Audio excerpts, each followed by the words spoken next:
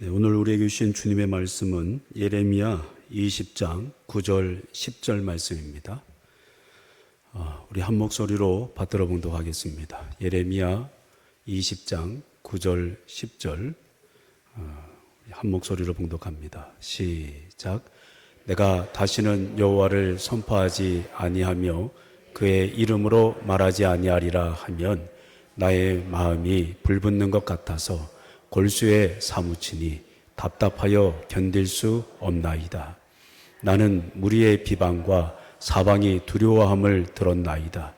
그들이 이르기를 고소하라 우리도 고소하리라 하오며 내 친한 벗도 다 내가 실족하기를 기다리며 그가 혹시 유혹을 받게 되면 우리가 그를 이겨 우리 원수를 갚자 하나이다. 아멘. 자, 우리 인사 나누겠습니다. 여러분 오늘 어떻습니까? 네, 좋습니다. 우리 좌우 옆에 계신 분에게 사랑의 하트로 인사 나누겠습니다. 사랑합니다. 축복합니다. 우리 한 번 더 축복할 거예요. 당신 때문에 오늘도 행복합니다. 네, 옆에 있는 분에게 당신 때문에 오늘도 행복합니다. 네, 자, 우리 뒤에 있는 분에게도 당신 때문에 은혜가 넘칩니다. 아멘. 네. 한 목사님이 계셨습니다. 그 목사님이 강단에서 메시지를 강력하게 전달하고 난 뒤에 한 성도님이 찾아오셔서 목사님에게 이런 얘기를 하십니다. 목사님, 다음부터는 그런 말씀 전하지 말아 주십시오. 무슨 말씀이요? 강단에서 너무나 강력하게 죄에 대한 이야기를 하시고 그 죄를 너무나 자세하게 이야기하시면서 도전하시면 사람들이 마음에 부담이 됩니다. 근데 그 사람이 누구였냐면 자기 아들이었어요. 목사님, 제 아들이 교회를 안 나오려고 그래요. 죄를 지적하니까 부담돼서 못 나오겠대요. 그 얘기를 듣고 목사님이 지그시 바라보던 한 물병을 딱 올려들면서 그 집사님에게 말하는 거예요. 이게 독약인데 여기에다가 독약이라는 이름을 붙여놔야 되겠어요? 안 붙여놔야 되겠어요? 에? 안 붙여놔도 아무 말도 안 할 텐데 뭘. 안 붙여놔도 내 잘못은 아니잖아요. 근데 여기에다가 붙여놔야 돼요? 안 붙여놔야 돼요? 집사님, 붙여놔야 되겠어요? 안 붙여놔야 되겠어요? 붙여놔야죠. 왜요?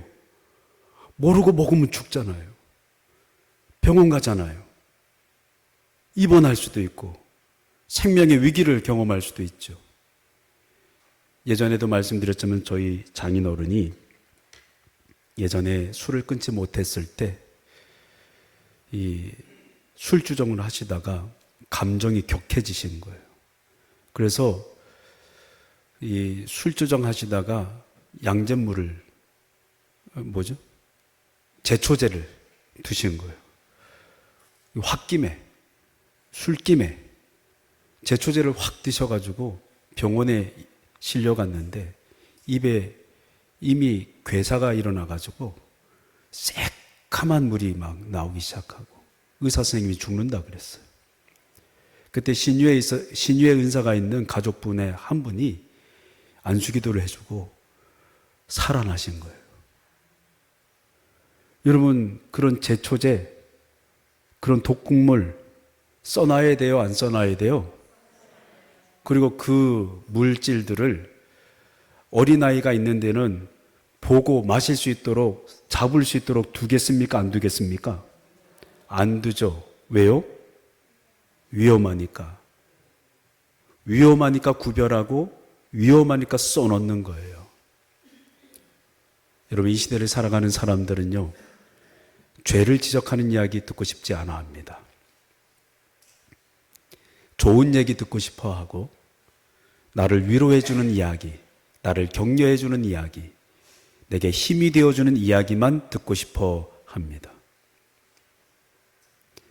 여러분, 만약 그렇게만 강단의 메시지가 전해진다면 어떻게 될까? 내 자녀가 죄짓고 있는데, 내 자녀가 도둑질하고 있는데, 내 자녀가 거짓말하고 있고, 내 자녀가 사기치고 있는데, 여러분, 그 자녀들에게 우리 부모님이 아무 말도 하지 않고 매를 들지 않는다면 그 아이는 사생아와 같습니다. 인생의 미래가 이미 답이 나와 있는 거죠. 여러분, 그런데요, 생각해 보면, 여러분 잘 생각해 보세요. 강단에서 죄에 대한 이야기를 할 때 목사는 편하겠어요? 마음이 편하겠냐고요? 저도요, 복 얘기하고 싶어요. 잘 된다는 얘기 많이 하고 싶고, 좋은 이야기만 해주고 싶어요. 그런데 시대의 죄악을 간과하고, 우리의 삶에 일어나고 있는 죄의 문제들을 간과하고, 복만 이야기한다면, 여러분, 그곳에 말씀의 생명은 사라진 것과 같을 거예요. 생각해 보면, 아니, 여러분이 생각해 주시기를 바래요. 강단의 목사도요, 죄 문제 얘기하는 거 쉬운 일 아니에요. 마음이 불편해요. 그런데 오늘 그 불편한 이야기를 하나님께서 예레미야에게 선포하라고 하세요. 흰놈의 골짜기에서. 여러분, 흰놈의 골짜기는요, 해골의 골짜기라고도 하죠. 근데 이곳에서 이스라엘 백성들은 우상숭배를 자행했어요. 어떤 우상숭배냐면 최악의 극악무도한 이 행위를 행했는데, 자기의 자식까지 불태워서 우상에게 제물로 바치는 그런 일까지 저질렀어요. 여러분, 주님이 이 민족 가운데, 유다 민족 가운데 죄가 넘쳐나는 현상을 보셨어요. 그러면 여러분이 하나님이라면 그 죄를 들춰내시겠어요? 아니면 숨기시겠어요? 그 죄를 말해야 될까요? 아니면 함구해야 될까요? 여러분, 죄의 싹은 사망입니다. 주님은 그들을 살리기 위해서 예레미야의 입술을 빌려서 그 죄를 들춰내셨어요. 그리고 심판을 선포하게 하셨어요. 옆에 있는 분이 여러분의 죄를 들춰내면 기분이 좋아요, 나빠요? 옆에 있는 분 한번 보세요. 이분이 나의 죄를 들춰내면 기분 좋아요, 안 좋아요? 예? 그럴걸요, 속으로. 믿었는데. 나한테 그럴 수 있어? 그러실지도 몰라요. 근데 주님은 진심이었어요. 예레미야에게 이 토기로 만든 옹기 오지병을 구입하게 하셔서 그것을 깨뜨리면서 주님의 말씀을 선포하게 하셨어요. 자, 읽어볼까요? 예레미야 19장 7절 8절입니다. 읽습니다. 시작. 내가 이곳에서 유다와 예루살렘의 계획을 무너뜨려 그들로 그 대적 앞과 생명을 찾는 자의 손에 칼에 엎드려지게 하고 그 시체를 공중의 새와 땅의 짐승의 밥이 되게 하며 이 성읍으로 놀람과 조롱거리가 되게 하리니 그 모든 재앙으로 말미암아 지나는 자마다 놀라며 조롱할 것이며. 웃음거리가 되고 수치심을 느끼는 존재로 전락시켜버리겠다고 주님께서 말씀하십니다. 주님이 굉장히 진지하게 이 말씀을 전하시면서 오지병을 깨뜨리게 하셨어요. 무슨 말일까요? 토기로 만든 이 그릇이에요. 여러분, 토기로 만든 그릇을 떨어뜨리면 깨지겠죠? 무슨 말이냐면 더 이상 회복될 수 없을 만큼의 심판을 그들에게 내리겠다고 주님이 예레미야를 통해서 말씀하시는 거예요. 이 정도 되면 여러분 듣고 돌아와야 되잖아요. 회개하고 깨우쳐야 되잖아요. 그렇지 않습니까? 우리 부모님이 자녀들을 키울 때 왜 속이 타고 애를 먹어요? 못 알아듣는 거예요. 잘못했다고 얘기해도, 돌아오라고 얘기해도, 잘못한 거 고치라고 얘기해도, 매를 들어도, 고집을 부리면 부모님 마음은 속상하고 애가 타고 고통스러운 거예요. 주님이요, 정말 끓는 마음으로 유다 백성의 회복을 위하여 심판을 선포하셨어요. 그런데 그 말을 들었던 제사장 바수올, 지도자 바수올은요, 오히려 예레미야를 붙잡고 감금하고 때리고 온갖 모욕을 다 퍼부었어요. 이럴 수가 있습니까? 주님이 불러서, 주님이 세워주셔서, 주님이 말씀을 주셔서 주님의 길을 걸어가고 복음을 전했는데 여러분, 매 맞고 감금당하고 조롱거리가 되다니요. 오늘 예레미야 20장 우리가 읽지는 않았지만 7절 말씀 다시 한번 봤으면 좋겠는데요. 같이 한번 읽어볼까요? 7절입니다. 시작. 여호와여, 주께서 나를 권유하심으로 내가 그 권유를 받았사오며 주께서 나보다 강하사 이기셨으므로 내가 조롱거리가 되니 사람마다 종일토록 나를. 여러분, 여기서 권유하다라는 말은 열다라는 뜻이에요. 그 말은 무슨 말이냐? 하나님이 내 마음의 문을 여셨지 않습니까? 이 얘기예요. 하나님, 내 마음의 문을 하나님이 열었는데 왜 내가 이런 어려움을 당하고 있는 겁니까? 강하사, 이 말은 제가 저희 교회 부임할 때 주님이 주셨던 말씀이에요. 여호수아 1장 6절, 7절, 8절, 9절에 나와 있는 강하고 똑같은 표현이 하자크라는 히브리어예요. 뜻이 뭐냐면 붙어있다, 달라붙다, 이런 뜻이에요. 근데 이 단어에 또 다른 뜻이 있어요. 그게 뭐냐면 쪼개다라는 뜻이에요. 한번 따라해볼까요? 쪼개다. 엄청나게 중요한 얘기를 지금 하고 있어요. 여러분 잘 들으셔야 돼요. 똑같이 달라붙어 있다, 똑같이 쪼개다, 이런 뜻인데요. 여호수아 1장 6절, 7절, 8절, 9절과 오늘 본문 20장 7절의 이 말씀의 의미가 좀 달라요. 그게 뭐냐면 여호수아 1장 6절, 7절, 8절, 9절은 내가 하나님께 붙어 있는 거예요. 여호수아야, 붙어 있어라. 말씀에 붙어 있어라. 그게 강한 거야. 이 뜻이에요. 근데 오늘 본문은 어떤 의미냐면 주께서 강하사 이렇게 나를 이겼다라고 표현해요. 무슨 말이냐면 하나님이 내게 달라붙지 않으셨습니까? 하나님이 내 마음을 쪼개서 주의 말씀으로 당신께 붙어있게 하지 않으셨습니까? 그 얘기예요. 하나님이 내 마음의 문을 여셨고 하나님이 내 마음에 붙어서 말씀을 주고 쪼개서 또 붙여서 하나님께 집중하게 하셨는데 하나님, 왜 내가 이런 어려움을 당합니까? 하나님, 내가 왜 이런 고통을 당합니까? 하나님, 내게 왜 이런 어려움이 다가와야 합니까? 근데 여러분, 믿음의 길을 걷는 사람들은요, 이런 어려움들을 다 당합니다. 안 당하고 싶어 하시는 분들 표정인데, 그게 십자가의 흔적이거든요. 예? 우리 지난주에 양전사님 사임해서 갔지만, 저희 부모님들 계시지만, 양석 성도님, 우리 양전사님도 사역의 길을 가다 보면 이런 어려움이 임하게 되어 있습니다. 예.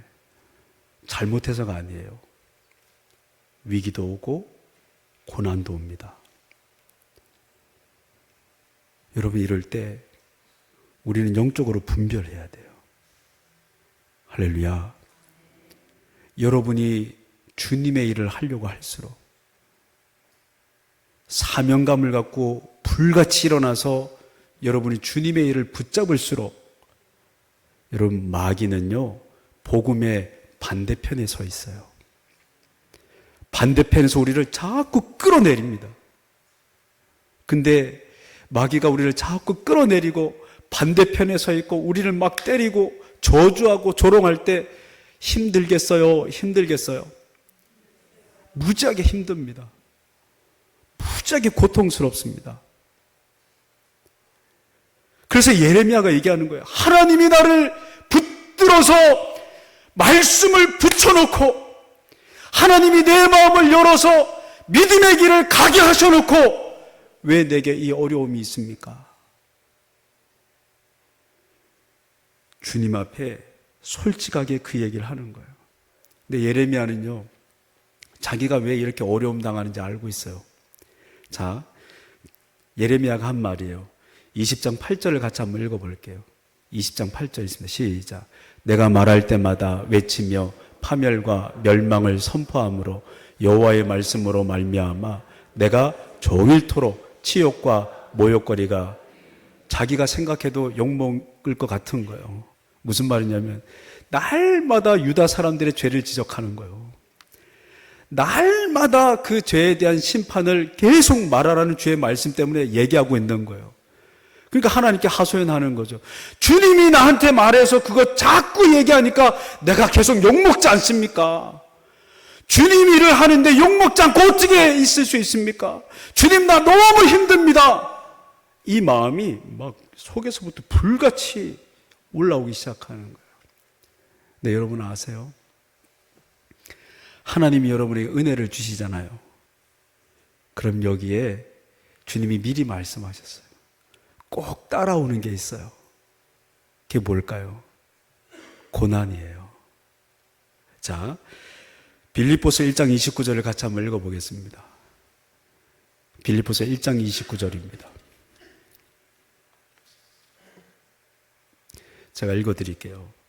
그리스도를 위하여 너희에게 은혜를 주신 것은 다만 그를 믿을 뿐만 아니라 또한 그를 위하여 고난도 받게 하려 하심이라.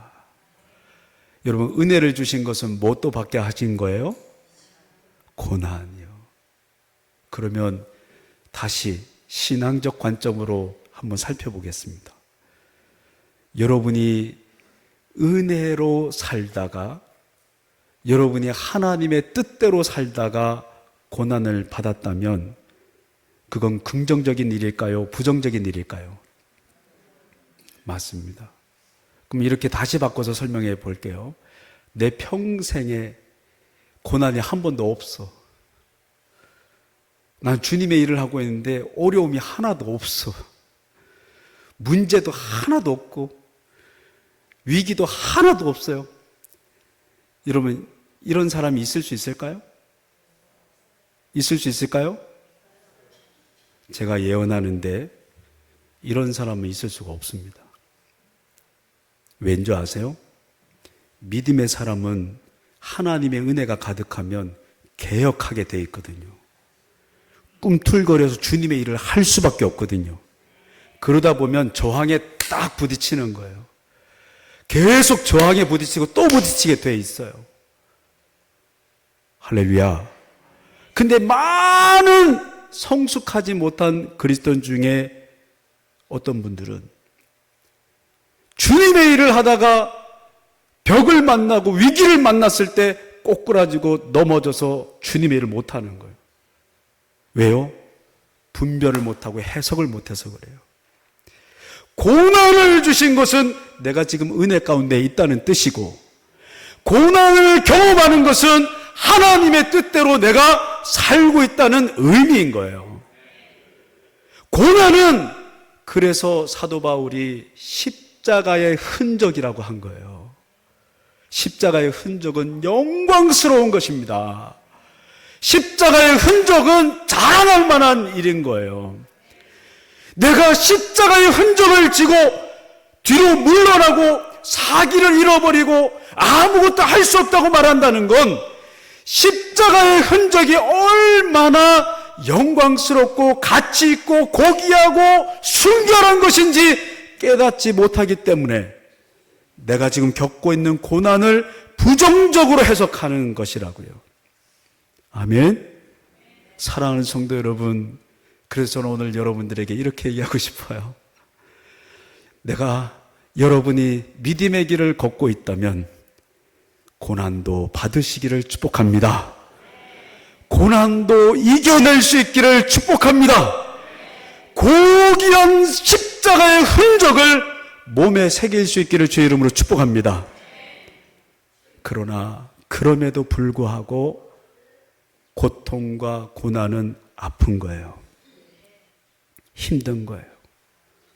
이건 내 힘으로 넘어설 수 없어요. 가장 최악의 순간, 모든 걸 포기하고 싶을 때 내 내면에, 예레미야의 내면에 주님께서 다시 일으키시는 일들이 있었어요. 그게 오늘 본문의 9절 말씀이에요.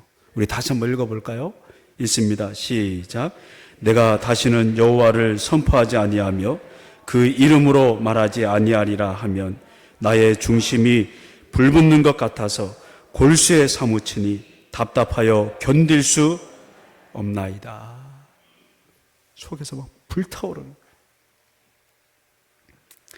사람이 무엇을 위해서 사느냐, 어떻게 사느냐, 여러분 그것은 내 안에 무엇이 가득하냐, 내 안에 가득한 것으로 그 사람의 삶과 열매는 결정되어지게 되어 있는 것입니다. 사랑하는 성도 여러분, 여러분 안에는 어떤 게 가득 차 있으세요? 여러분 안에 가득 찬 것은 무엇입니까? 사람은요, 가득 찬 게 밖으로 나오게 돼 있어요. 내 안에 가득 차 있는 게 밖으로 나온다고요. 여러분 마음속에 사랑이 가득하면 사랑이 나와요. 크게 하면 할까요? 내 안에 사랑이 가득하면 사랑이 나와요. 내 안에 행복이 가득하면 행복이 나와요. 내 안에 기쁨이 가득하면 기쁨이 나온다고요. 근데 내 안에 죄가 가득하면 죄가 튀어나와요. 악한 습관이 가득하면 악한 습관이 계속 튀어나오는 거예요. 여러분 안에 성령의 충만함이 가득하기를 주의 이름으로 축복합니다. 여러분, 에스겔의 환상을 기억하세요? 에스겔 47장에 보면 성전에서부터 생수의 강이 막 흘러넘치잖아요. 차고 넘쳐서 여러분 성전을 넘어가고, 그죠? 모든 땅을 다 적시면서 심지어 사해 바다까지 다 덮쳐버리고 변화시켜버리는 거예요. 넘쳐나니까 성전이 수용해요, 못해요? 못해요. 하나님 우리에게, 우리 각자가 성전이라 그랬어요. 성령의 충만함이 여러분에게 임하면 내가 비록 성전이지만 주님의 은혜는 흘러 넘친다고요. 에스겔의 환상처럼 은혜는 가둘 수 있는 성질의 것이 아니에요. 은혜는 내게 충만하면 넘쳐나는 거예요. 아멘. 은혜를 사모하시기를 주의 이름으로 축복합니다. 여러분, 내 안에 가득 찬 게 행동으로 나오게 돼 있어요. 삭개오는요, 예수님 만나고 싶었어요. 너무 만나고 싶었어요. 더 이상 옛날의 삶으로 살고 싶지 않은 거예요. 그래서 예수님 만나러 가고 싶은 마음이 충만했어요. 마음이 충만하니까 뽕나무 위로 올라가는 거예요. 가득한 건 삶으로 드러난다고요. 여러분, 고넬료는 은혜 받기를 사모했어요. 주의 말씀을 사모했고 성령을 사모했어요. 그때 기도할 때 주님이 응답을 주셨고 베드로를 청하게 되잖아요. 그리고 성령을 경험하게 됩니다. 사모하는 자는 행동하게 돼 있는 거예요. 할렐루야! 할렐루야! 여러분, 예레미야의 마음에 하나님이 가득 채우시는 그 무언가가 있습니다. 앞서 말씀드렸던 7절에 주님이 권하사 그의 마음을 여시고 강하사 말씀으로 붙여주셨던 그 놀라운 은혜가 주님이 강력하게 붙잡아서 그의 마음을 사로잡은 그 놀라운 은혜가 강해진 마음이 가득 차 있었던 거예요. 그런데 너무 힘들어서 하나님 앞에 주님 이제 못하겠어요. 이제 안 되겠어요. 지금 절대로 안 되겠습니다. 포기하고 싶습니다. 이런 마음을 고백하려고 하면 그 안에 가득 차서 강하게 했던 그 말씀이 예레미야의 표현이에요. 골수에 사무치도록. 할렐루야. 한번 따라해볼까요? 골수에 사무치도록. 여러분, 골수는 뼈를 뜻하는데 이 원어를 보면 힘이 있다라는 뜻이거든요. 나에게는 다 힘이 있어요. 내 자아는 힘을 갖고 있죠. 그런데 사무치다는 말은 애워싸다라는 뜻이에요. 내가 가지고 있는 힘은요, 하나님의 은혜를 계속 반대편으로 나가게 해요. 내 자아는요, 내 죄성은요, 하나님의 반대편으로 자꾸 인도한다고요. 근데 골수에 사무친다는 게 무슨 말일까요? 골수는 내 힘을 상징하는데 그 힘을 하나님이 애워싸신다는 뜻이에요. 그래서 내가 가진 힘은 하나님을 저항하지만 하나님이 나를 강하게 하사 나를 애워싸 주심으로, 말씀으로 나를 붙잡아 주심으로, 할렐루야, 나는 할 수 없지만 하나님이 하게 하시는 은혜를 경험하게 된 거죠. 믿음의 길은요, 은혜로 가는 것입니다. 하나님이 나를 붙잡아 주신 은혜를 경험하며 말씀을 경험하며 나아가는 것입니다. 여러분, 이 예배를 하나님께 드리는 이유가 뭘까요? 그 힘으로 서기 위해서이고 그 능력을 힘입고 살기 위해서입니다. 여러분, 어떤 사람이 행복한 사람일까요? 나의 힘으로 몸부림치면서 사는, 인생을 사는 분일까요? 아니면 하나님의 말씀에 강력하게 붙잡힌 바 돼서 나의 힘까지도 애워싸서 붙잡아 주시는 하나님의 은혜를 경험하는 성도일까요? 여러분의 고난까지도 넘어서는 하나님의 말씀에 강함이 가득하시기를 주의 이름으로 축복해요. 여러분, 그 하나님 때문에 행복하셨으면 좋겠어요. 할렐루야. 죄 때문에 씨름하면서 인생을 방황하는 우리가 아니라, 따라해볼까요? 죄 따위는 넉넉하게 이기고, 할렐루야. 여러분, 사명 감당하시는 믿음의 성도 되시기를 축복합니다. 말씀에 붙잡힌 성도 되시기를 주의 이름으로 축복합니다. 할렐루야. 우리 옆에 있는 분 축복할까요? 하나님이 당신을 붙잡으십니다. 하나님이 당신을 애워싸십니다. 우리 마지막 한 번만 더, 안 했던 분들한테, 뒤에 분들, 앞에 분들에게 하나님이 당신을 강하게 하십니다. 할렐루야. 기도하겠습니다. 살아계신 하나님 아버지, 우리의 약함 가운데도